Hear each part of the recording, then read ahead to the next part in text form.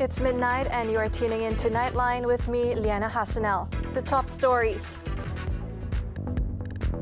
Total lockdown extended for another 2 weeks.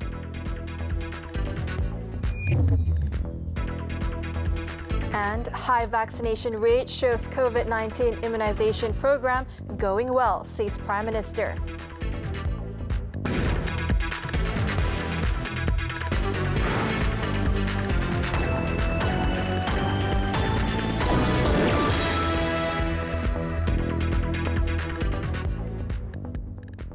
The number of new COVID-19 cases has remained above 5,000. Due to this, the National Security Council, NSC, announced on Friday that the current phase of the Movement Control Order, MCO 3.0, or total lockdown, has been extended for another 2 weeks.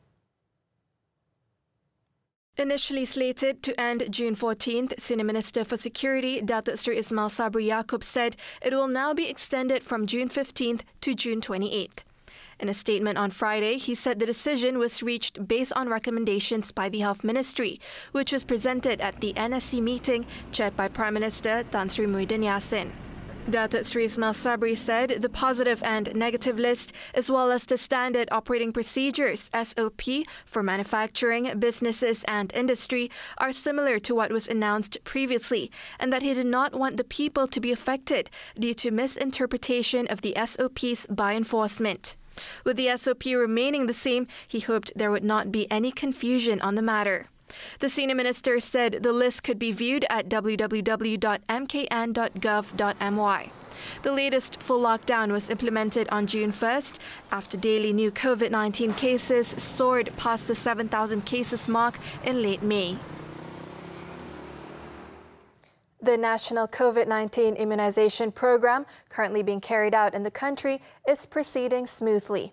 Prime Minister Tan Sri Muhyiddin Yassin said this can be seen by the high number of vaccine doses administered daily. Alhamdulillah, proses vaksinasi sudah meningkat. Kita tahu semalam 156,000 itulah jumlahnya, akan meningkat sampai 200 ke 250,000 dan lagi pada bulan Julai mungkin 300 ke 400,000 sehari seluruh negara. Ini membuktikan bahawa imunisasi ini sedang berjalan dengan baik dan yang penting kita nak supaya lebih ramai mendaftar dalam MySejahtera untuk mendapatkan vaksin ini. Tan Sri Muhyiddin was speaking to reporters after visiting the University Kebangsaan Malaysia Specialist Children's Hospital and inspecting the drive-through vaccination centre at Hospital Chancellor Tuanku Muhriz on Friday.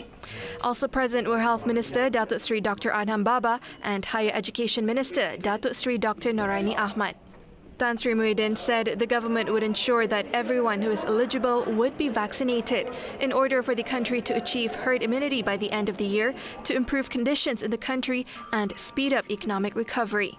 He said this is the reason why the government has increased the number of vaccination centres to 600, as well as introduced mobile units and drive-through centres to reach out to people in the rural areas so that no one is left behind.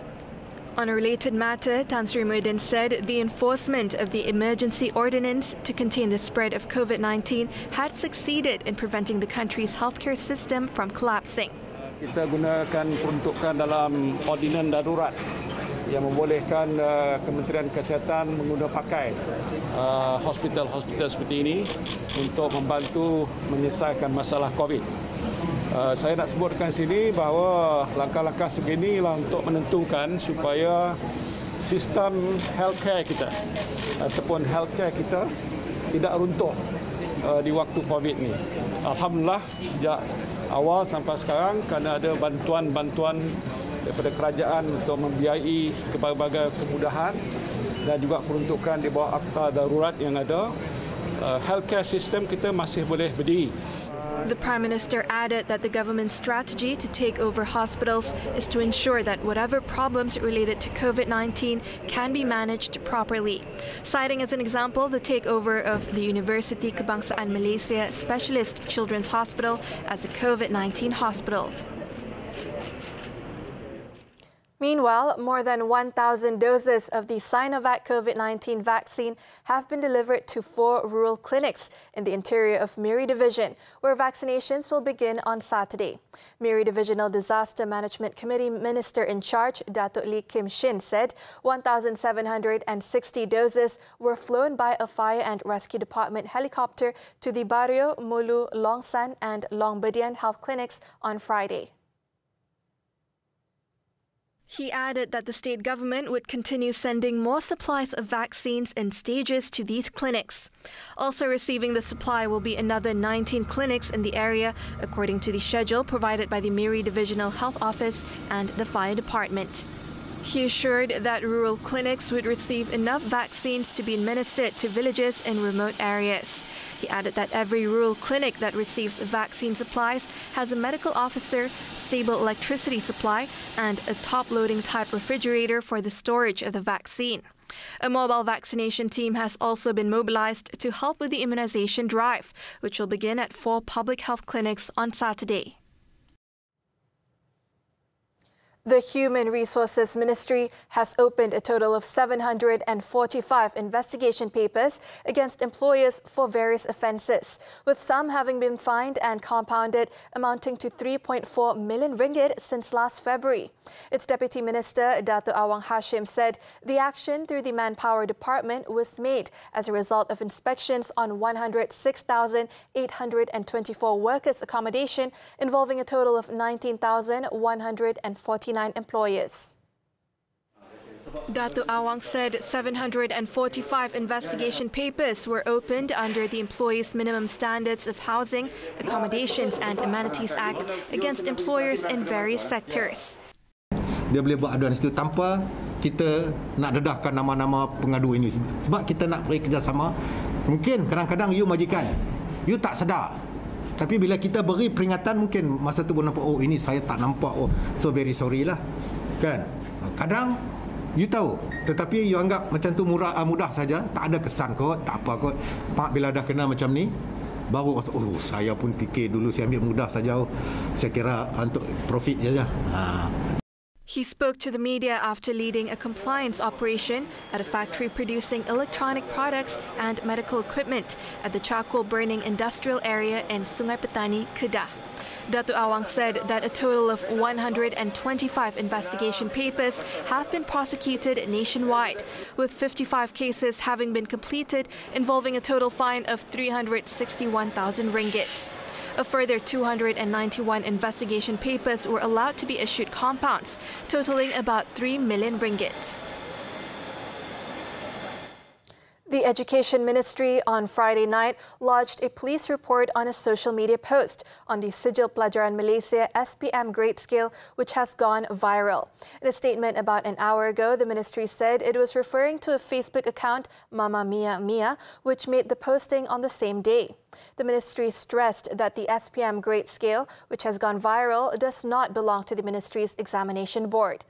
It said that the SPM grade scale in the post gave the impression that it was the actual marking grade of SPM in 2020 and can confuse the public, especially parents and candidates, of the 2020 SPM examination. The ministry said that the posting had tarnished the image, authority and credibility of the examination board as a national assessment body and is a threat to public order. It said that the police report was lodged at 10:31 p.m. on Friday. A report was also lodged with the Malaysian Communication and Multimedia Commission, MCMC, for further investigation. The Malaysian port sector, a gateway to international trade, the engine of growth for the economy. What does it take to operate more efficiently? How to perform its important role to revive the nation's economy? Money Matters speaks to Westport's Group Managing Director, Datuk Ruben Emir Yanalingam Abdullah, this Saturday at 5 p.m. with me, Azaria Tagaya, only on TV3. AMNO President Datuk Seri Ahmad Zahid Hamidi reiterated his call for Parliament to be allowed to reconvene and the state of emergency to end on August 1st. He said that he had informed the King of AMNO's position that the state of emergency should end as scheduled on the grounds that the COVID-19 pandemic in the country could still be managed without it. The AMNO president said this as he stopped to speak briefly to members of the media gathered outside the gates of Istana Negara after an hour-long audience with Yang di-Pertuan Agong Al-Sultan Abdullah Riayatuddin Al-Mustafa Billah Shah on Friday. Datuk Seri Ahmad Zahid had earlier arrived at Istana Negara at 9:54 a.m. for his audience with the king. AMNO berpendirian, Parlimen wajar bersidang. Ini bagi memastikan sistem demokrasi negara dapat dipertahankan dan wujud elemen accountability dan semak dan imbang, check and balance. He added that the party believes that Parliament is very important as an official platform for the voice of the people regarding their interests, such as moratorium demands, spike in the price of goods, and ICNR 2.0, Ilastari 2.0, and other forms of assistance. He also said forming a National Operations Council, or Mageran as it is known by its Malay abbreviation, should have happened at the start of the emergency period. He, however, stressed to members of the media that the topic was not broached during his hour-long audience with Yang di-Pertuan Agong Al-Sultan Abdullah on Friday.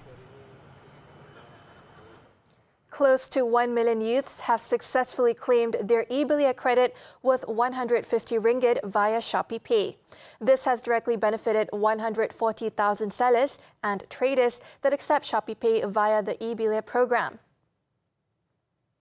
Among the newest entrant into a crowded space, we are grateful to receive the resounding support from eligible Ebilla participants. When compared against MOF's announcement, the bulk of the 1.7 million successful applicants have chosen Shopee Pay.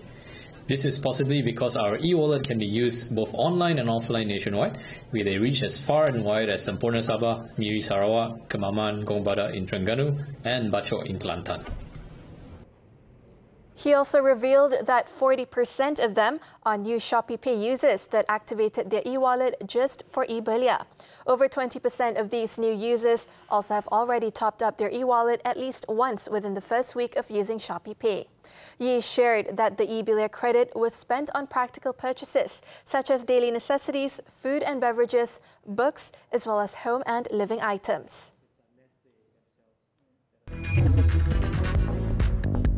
Misuse of travel approval letter, this time for interstate robbery. This and more when Nightline returns after this breather.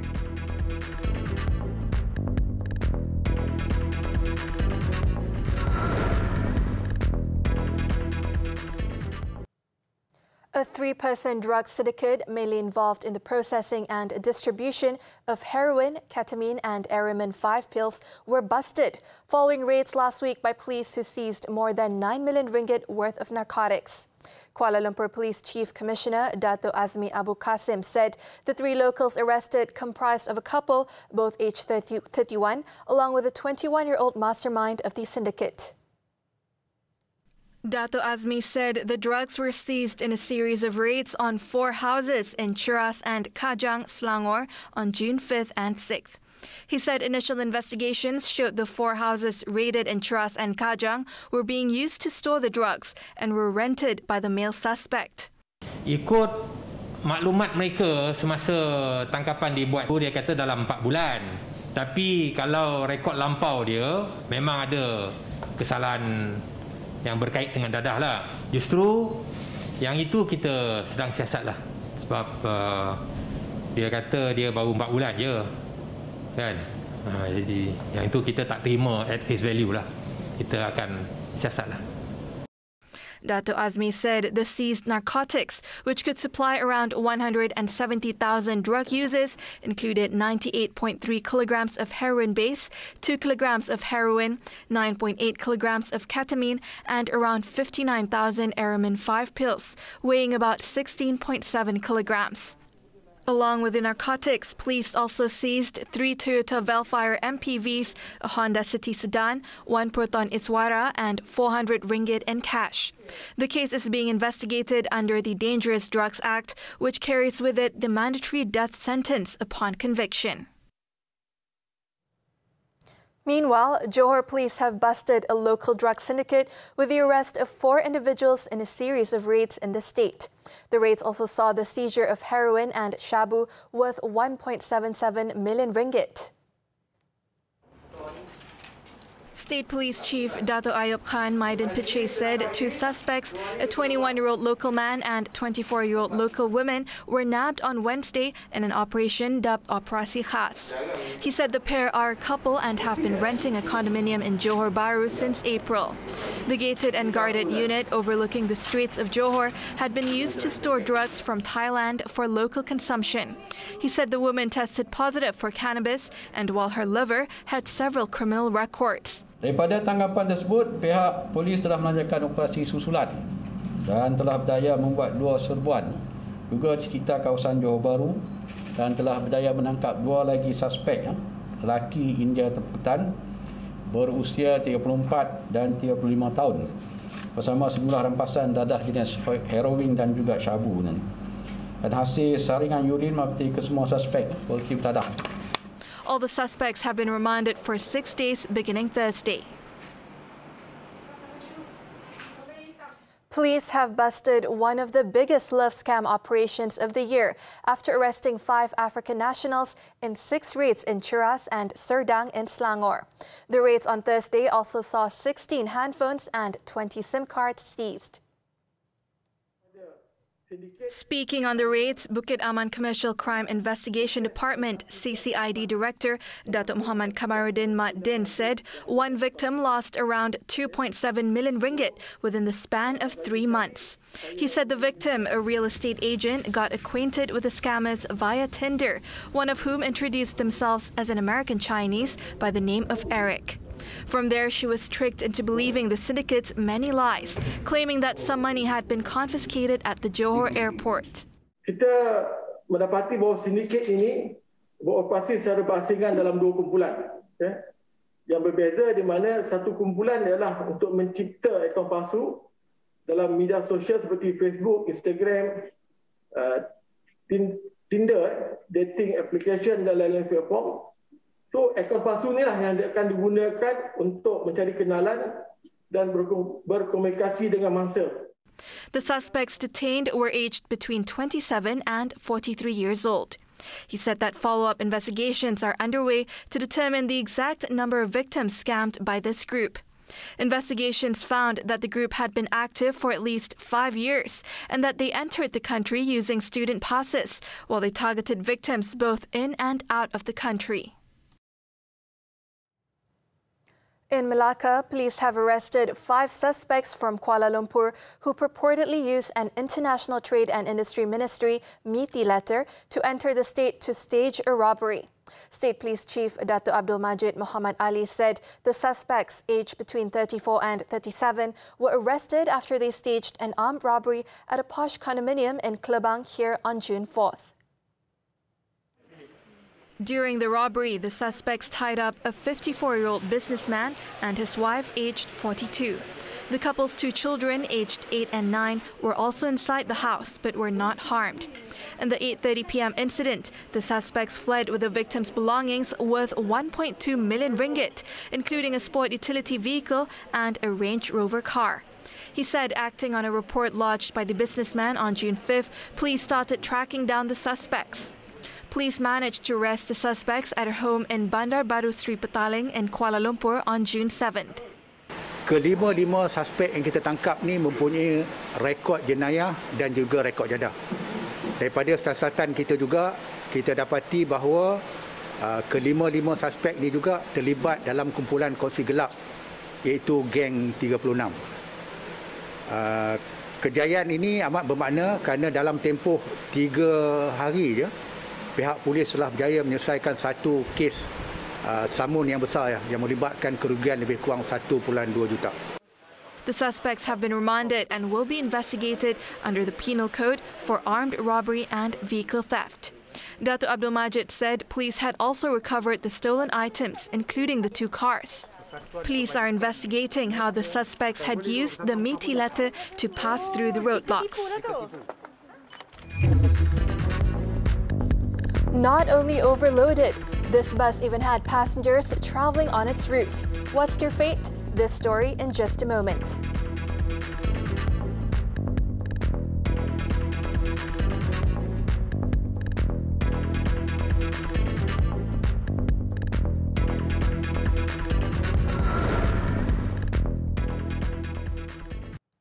In Pakistan, an overloaded bus crashed in Balochistan province, killing at least 20 people and leaving 40 others injured. 10 were in critical condition.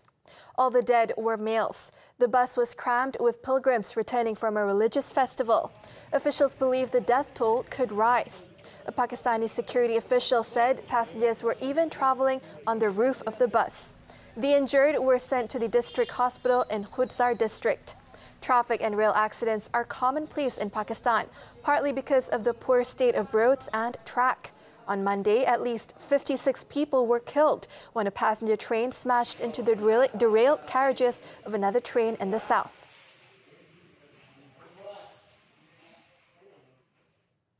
Palestinian Prime Minister Mohammad Shtayyeh has denounced as an act of state terrorism the fatal shooting of 3 Palestinians, including 2 security officers, by Israeli forces in the northern West Bank city of Jenin.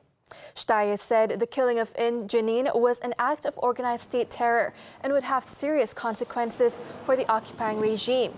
He also described the latest deadly violence as an attempt by outgoing Israeli Prime Minister Benjamin Netanyahu to elicit reactions that would enable him to retain his position in his final days of his grip on power. The Palestinian Prime Minister also called for an urgent intervention of the international community and human rights organizations to stop the Israeli assassinations and to condemn the policy of persecution, racism, and ethnic cleansing practiced by the Israeli occupation authorities in the occupied territories.